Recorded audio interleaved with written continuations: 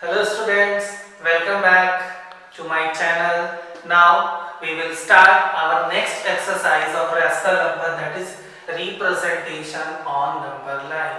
इसके पहले हम लोग प्रीवियस क्लास में जो किए थे उसको रिवीजन कर लेते हैं. What is rational number?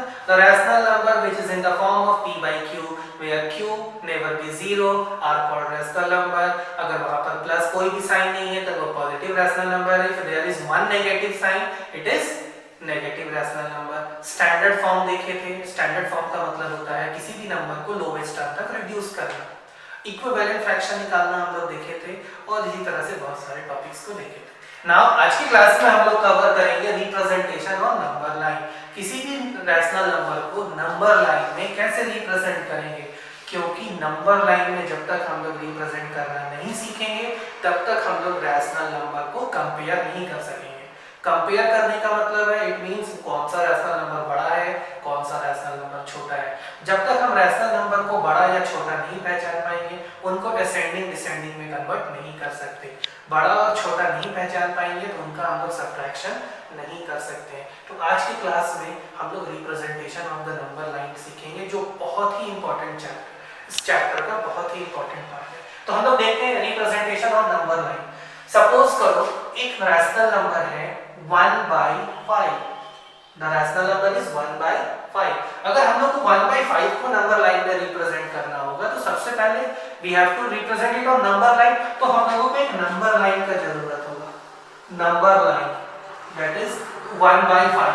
1/5 का मतलब क्या होता है हम लोग को ये तो पता है. 1/5 को जब हम लोग डेसिमल में कन्वर्ट करेंगे तो ये डेसिमल में कन्वर्ट करने पे 0 से ज्यादा आएगा बट 1 से कम आएगा. It means we have to start the number line from 1 and we have to end the number line with 1. Now see, we know that we can find the equivalent fraction by multiplying the same number to the rational number. Suppose करो 0 और we can say 5, 1 को क्या 5/5 नहीं बोल सकते हैं. जब हम लोग इसको रिड्यूस करेंगे तो ये क्या बन करके आएगा, 1 आएगा बन करके. क्लियर है. 1 को क्या बोल सकते हैं 5/5. किसी भी रैशनल नंबर में या फ्रैक्शन में जब न्यूमरेटर और डिनोमिनेटर सेम होता है तो this is called unit fraction, 1 बोल सकते हैं. और 0 को क्या बोल सकते हैं 0/5. 0/5 बोल सकते हैं क्योंकि 0 डिवाइडेड बाय समथिंग इज 0. 1 को बोल सकते हैं 5/5 और 0 को बोल सकते हैं 0/5. अब आप देखो 0/5 और 1/5 के बीच में कितना नंबर होता है. 0 और 5 के बीच में कौन कौन सा नंबर होता है 1/5, 2/5, 3/5, 4/5. इसका नाम क्या हो गया 1/5. इसका नाम क्या हो गया 2/5. इसका नाम क्या हो गया 3/5. इसका नाम हो गया 4/5. आपको क्या रिप्रेजेंट करना था 1/5. 1/5 कहां पर है इस जगह पे 1/5 है. 1/5 रिप्रेजेंट हो गया है ना. इजी. एक और एग्जांपल से हम लोग देखते हैं. सपोज करिए इसका वैल्यू है 2/7. इसका वैल्यू रिप्रेजेंट करना है हम लोगों को 2/7. सबसे पहले हम लोग रफ में जाकर के देखते हैं 2/7 करेंगे तो ये क्या आएगा. तो ये आएगा 0 से ज्यादा 1 के बीच में आएगा. एक क्वेश्चन उठ रहा होगा सर कैसे पता चलेगा 0 और 1 के बीच में आएगा. आप इससे डिनोमिनेटर से डिवाइड करो 7 बन जाए 7. अगर यहाँ पर 7 से ज्यादा होता तो 1 से आगे जाते हैं. यहाँ तो 7 से कम है मतलब 7 से कम है मींस 1 टाइम्स में तो आ नहीं रहा है तो 0 और 1 के बीच में होगा. तो हम लोग क्या करेंगे तो first of all we have to draw a number line. Give a mark को 0 एंड 1. 1 को क्या लिख सकते हैं डिनोमिनेटर जो होगा वही न्यूमरेटर होना चाहिए. डिनोमिनेटर क्या है 7 तो 1 को हम लोग लिख सकते हैं 7/7. 0 को क्या लिख सकते हैं 0/7. 0 और 7 के बीच में क्या होता है 1 to 6 तो 1 to 6 लिखते हैं. 1/6, 2/6, 3/6, 4/6, 5/6, 6/6. This is 1/7, 2/7, 3/7, 4/7, 5/7, 6/7 and 7/7. Number line क्या होता है नंबर लाइन हम लोग पढ़े थे ना बचपन में. 0, 1, 2, 3, 4, 5 सीरियल में नंबर लिखते हैं. सिमिलरली ये सीरियल में हम लोग नंबर लिखे. अब हम लोग को क्या रिप्रेजेंट करना था 2/7. तो क्या हो गया हम लोगों का 2/7. ठीक है. ये हुआ पॉजिटिव रैशनल नंबर को रिप्रेजेंट करना है नंबर लाइन में. अब हम लोग सीखेंगे नेगेटिव को कैसे करेंगे. तो नेगेटिव में क्या होगा दिस क्वेश्चन बिकम्स -1/5. पॉजिटिव का उल्टा होता है नेगेटिव, प्लस का उल्टा होता है माइनस। नंबर लाइन को भी उलट देंगे। अब नंबर लाइन को उल्टेंगे तो क्या हो जाएगा, जब नंबर लाइन को हम लोग उल्टेंगे तो 0 इधर चला जाएगा, 1 इधर आ जाएगा। ये अभी भी तो 0/5 होगा। दिस इज 5/5, माइनस है तो यहाँ भी माइनस लगा दिए, 0/5। Now this is 1 2 3 4, this is -1/5, -2/5, -3/5, -4/5। We have to find -1/5. We have to represent -1/5 on the number line. क्या किए हम लोग जस्ट इस नंबर लाइन को इस तरह से उठाए और इस तरह से घुमा करके रख दिए। अगर ये बोर्ड नहीं होता, ये एक रस्सी में होता या एक थ्रेड में होता, हम लोग इसको उठा करके उल्टा कर देते तो ये इसी तरह का फिगर दिखता, ये उठ करके यहाँ आ गया, सब कुछ यहाँ चला गया और ये पॉजिटिव से नेगेटिव में बन गया। सिमिलरली इसमें भी। तो कहने का मतलब यही है कि अगर नेगेटिव में हम लोगों को बनाना है तो 0 हम लोग इस साइड से लिखेंगे। ये कौन सा हैंड है हम लोगों का, लेफ्ट हैंड। लेफ्ट हैंड में अगर हम लोग 0 लिखते, लेफ्ट साइड में अगर 0 लिखते तो वो नेगेटिव हो गया, एंड राइट साइड में अगर हम लोग 0 लिखेंगे तो ये पॉजिटिव हो गया। Now the next question is 9/5. We will see that for 9/5, when we convert it into decimal, we see that it is more than 1. 5 ones are 5. First of all, we have to convert it into mixed fraction. 5 ones are 5 and that is 4. Now the fraction became 1 whole 4/5. 1 whole, whole मतलब पूरा, तो 1 पूरा ले लेना है हम लोगों को नंबर लाइन में, तो 1 तो ले लिए, ये नंबर लाइन में रिप्रेजेंट हो गया। अब क्या हो गया 4/5। 4/5 हम लोग पहले बनाना सीख चुके हैं, कैसे बनता है 4/5। 4/5 मतलब 5/5। सपोज करो ये अगर पहले का क्वेश्चन में हम लोग इसको सपोज करते हैं तो ये 2 की जगह पे क्या होता था हम लोगों का, 1 होता था। 1 के प्लेस में क्या होता था, 0 होता था।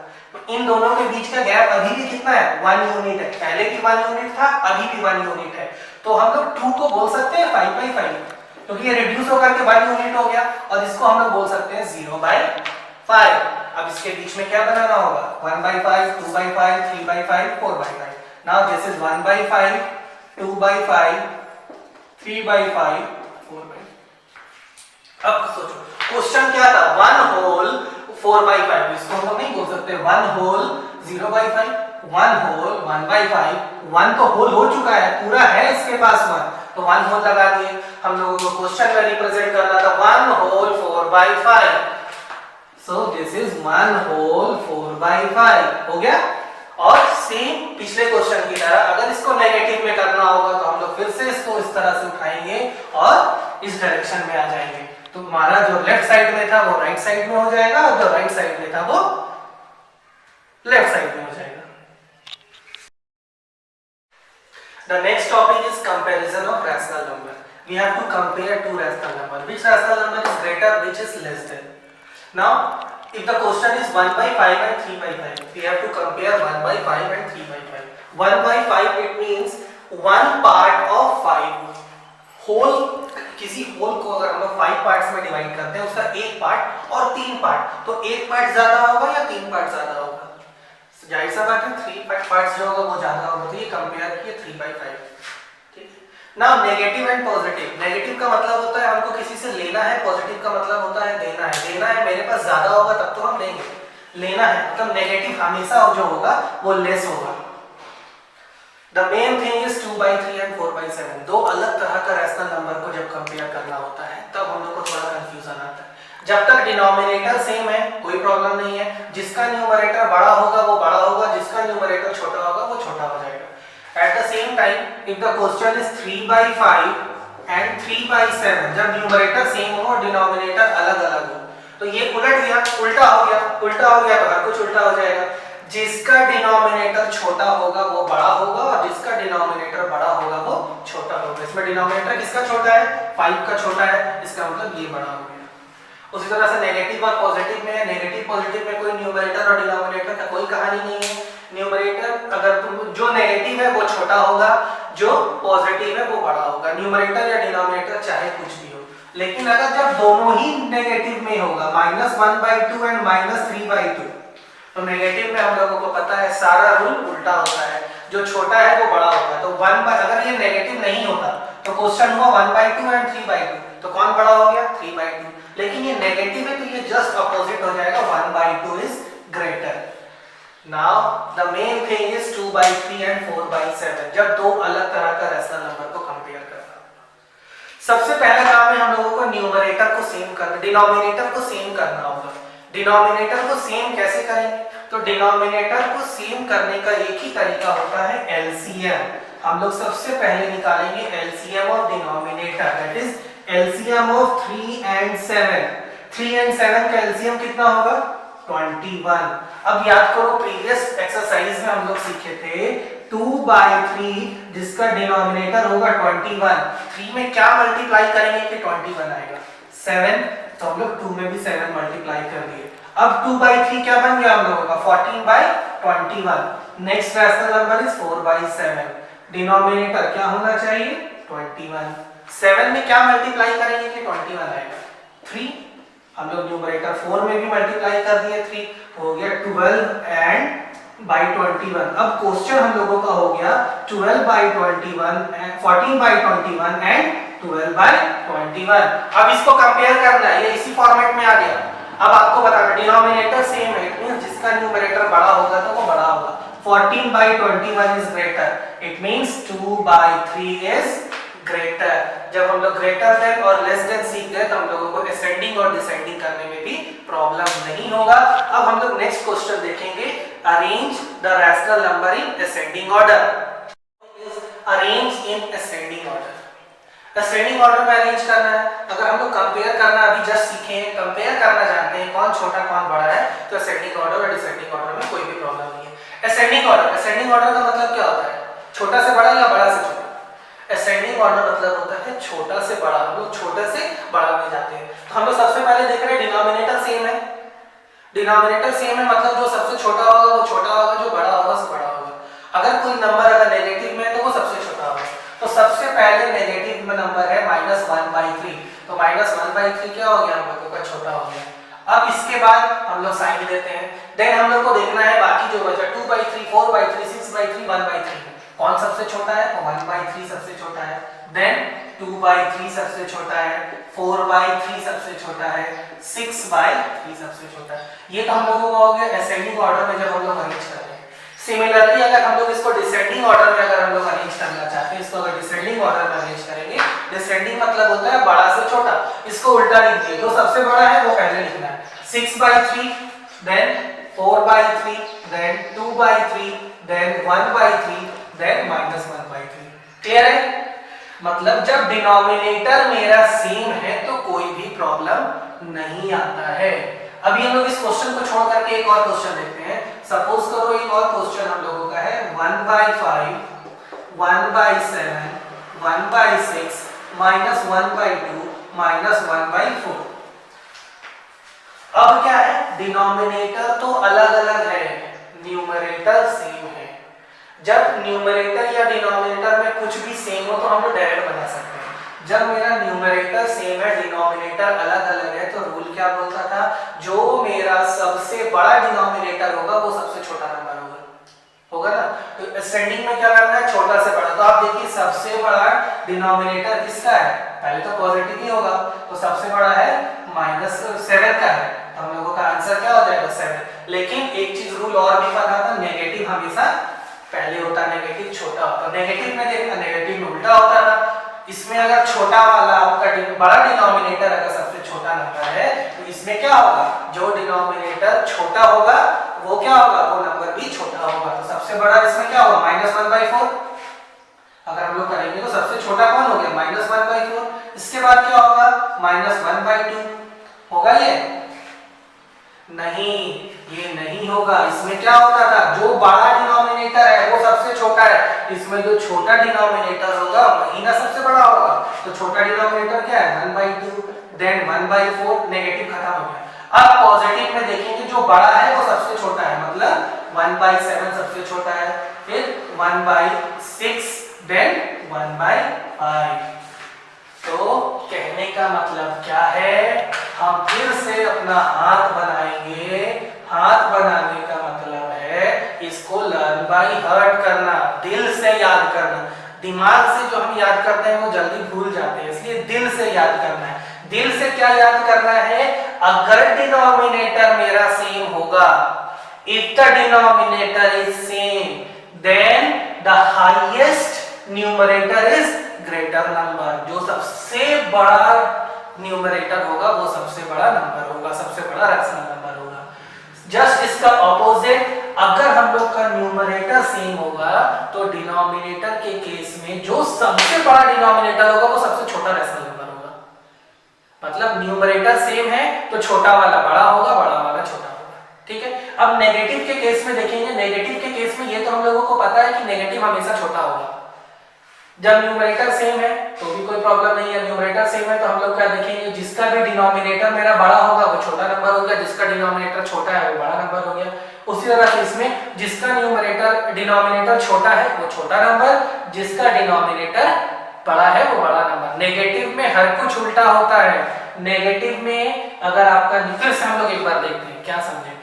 अगर नेगेटिव रैशनल नंबर होगा और उसका न्यूमरेटर अगर सेम हो तो जिसका डिनोमिनेटर छोटा वो नंबर छोटा।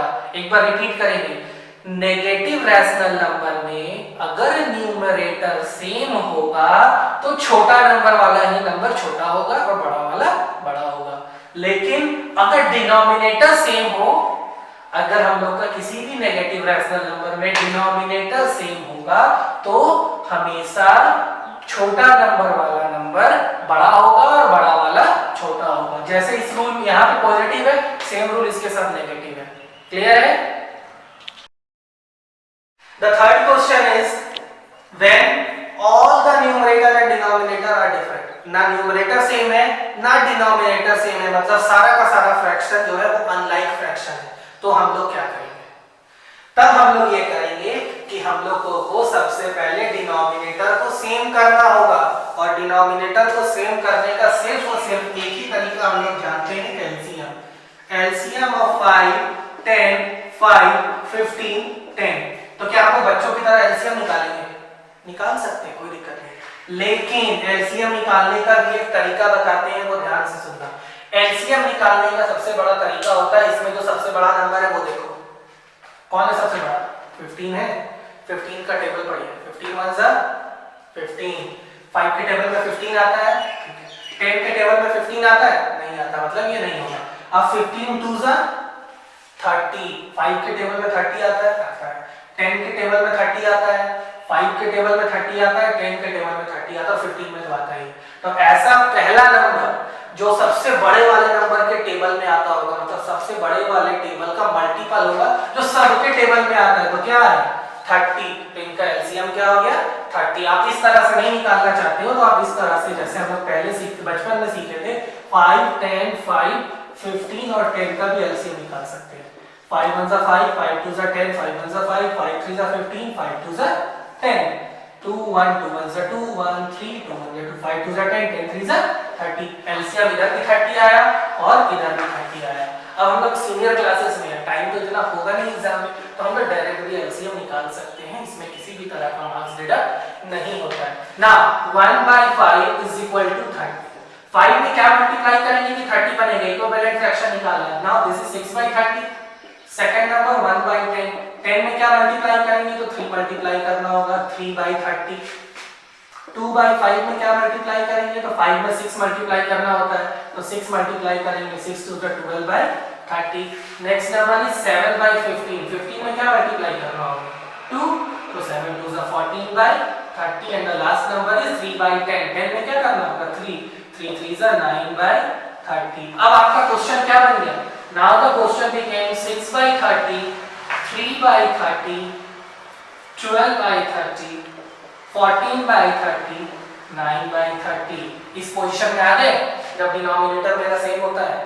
अब तो कोई दिक्कत है ही नहीं, डिनोमिनेटर सेम है मतलब जो बड़ा होगा वो बड़ा होगा, जो छोटा होगा वो छोटा होगा। अब देखो सबसे छोटा कौन है, 3/30 सबसे छोटा है, 3/30। इसके बाद कौन है 6/30, देन 9/30, देन 12/30, देन 14/30।